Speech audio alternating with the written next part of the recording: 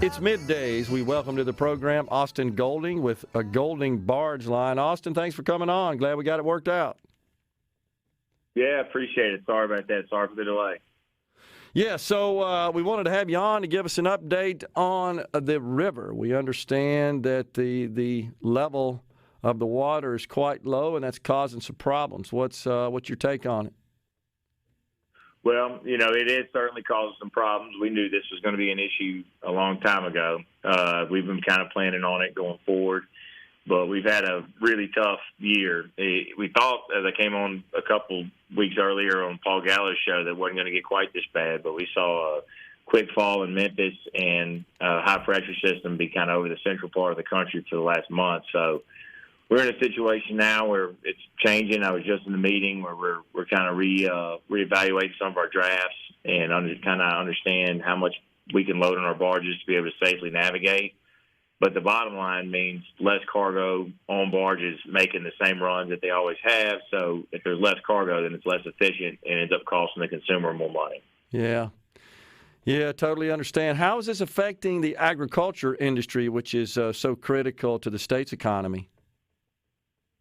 So really in two ways. The first way is they can't get their crops out of the field and to market as efficiently as they normally can.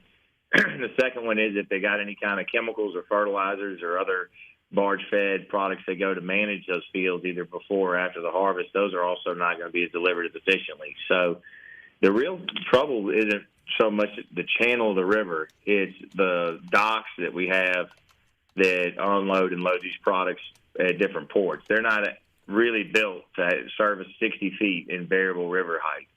So they operate really within normal river levels and standards, but they come offline whenever the river gets this low because there's not enough freeboard to either let the product get on and off or the area's not dredged deep enough to let the barges draft what they need when you get them loaded. Gotcha. So are there any solutions, anything that you can do to work around this? Well, sometimes there are.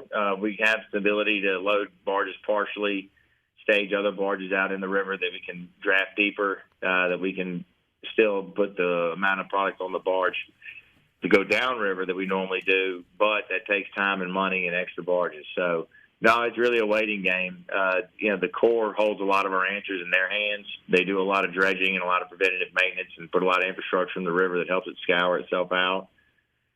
So they've been our first line of defense, and they've done a hell of a job. They've really done a great service to this country and putting our tax dollars to good use, which is not so much the norm these days. But the Corps of Engineers is very, very efficient, and they are really going to bat to keep this thing open every day.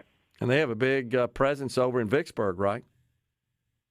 They do. I praise them because I'm being honest with you, not because I see them at the grocery store or at church. But they are doing a great job, and they're a big employer here in Vicksburg. We have a lot of really, really high-level people that are managing different things as a Corps engineer. They call Vicksburg home, and it's a blessing to have them here. That really makes Vicksburg kind of insulated from any kind of recession. Yeah.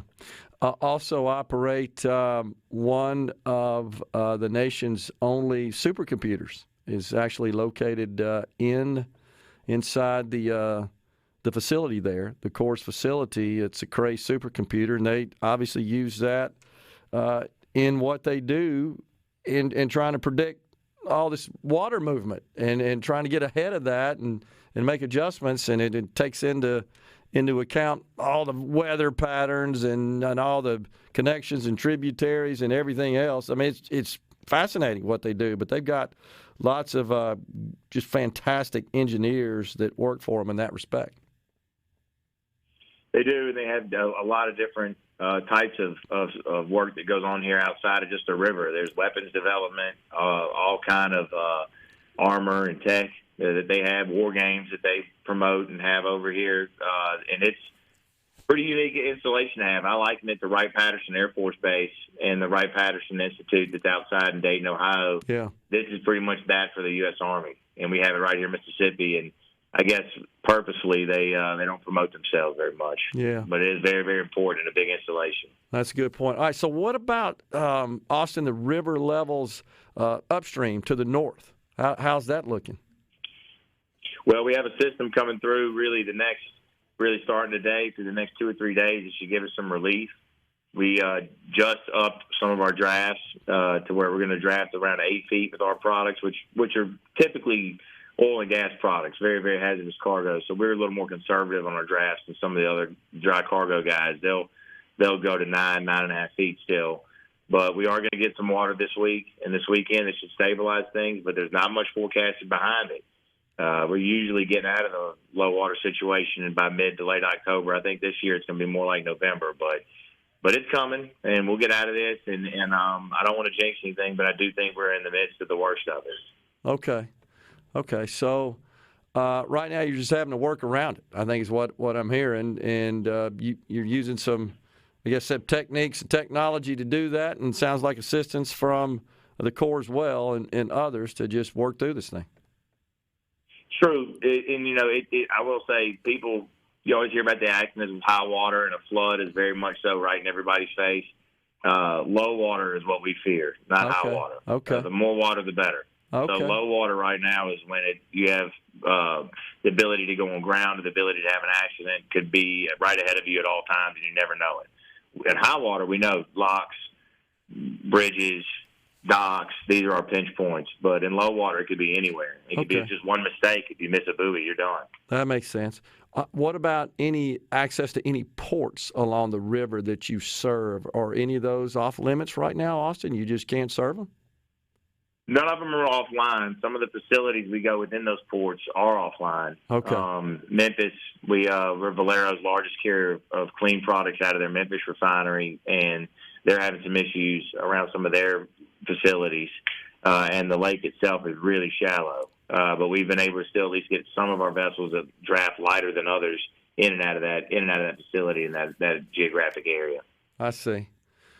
Well, wow. So how's this affecting you to the extent you're willing to talk about? How's this affecting your revenues? Are they down as a result? Well, we move everything now on a day rate for our business, so our revenue's unaffected. We're getting paid kind of like Uber. If we're stuck in traffic or driving, we're charging the same. But if you're moving anything on a freightment, which a lot of the people that are moving the cargo that comes out of the agricultural world or the dry cargo world, they're hurting. But they get paid by the ton. So the more that they can move, the more they get paid. So if they're having less tonnage on their toes, they're getting paid less to make the same run. So they are feeling it. And to a degree, they're not going to go out just as a total loss. They're going to pass some of the same cost on regardless of the amount of product. Yeah. So it's going to get more expensive to use the same mode. But one thing that can be a positive, we sell ourselves as a service. And so when water gets low and things get critical, if we manage it the right way by giving good communication, good estimates, and operating safely, this can actually be kind of a sales pitch for us down the road. Because if all things are equal, you're going to go with the big volume operators that have the ability to solve all your problems with the snap of a finger. I like to solve problems that take them a while to solve. And so you want to use me as part of your portfolio, not all of your portfolio, but a part of it is kind of a bar that you can measure everybody against. So we see these opportunities, these crises become sales pitches for us, and we're used to it. My family's been operating on this river for 50 years, and so we feel like we can beat the private equity guys at it all day. Yeah. Interesting. So I didn't realize that. I just picked up on that. Private equity is entering your industry, has been investing in your industry. They like the depreciation. They like the high capital costs. Yeah. They like the fact that our equipment usually appreciates. Yeah. We depreciate it on the sheet, but it appreciates on the market. And they also, I think that they see an institutional. This is really privatized public infrastructure. This is like a pipeline or like a highway that we get to own a piece of the operation of. So we have publicly traded competitors, private equity competitors, and family businesses. Those are really the three sectors that do what we do. Yeah, sure. Interesting. Actually, now that you pointed that out, not surprised. I mean, that kind of – because you're able to generate free cash flow and minimize taxes, income taxes, because of we were just talking about that on the program, because of the immediate expensing of a lot of these assets. So, yeah. And you got an asset that you're immediately expensing, getting the tax benefit, and it's appreciating while you're doing that, which is fantastic. It is. You just have to fill it full of volatile chemicals and cargo and fill it full of people and put up with their drama, and you're in business. I get it, man. I understand. That's such is the life of a business owner. I completely understand. Austin, appreciate it, man. That was great, and we'll get through this, and appreciate you being a great Mississippi company as well. Thank you. And look, thank you, and I apologize for being late. We were dealing with some of this, and I thank y'all for your patience. You got it. No problem. Understand. We're coming right back, folks, in the Element Wealth studio.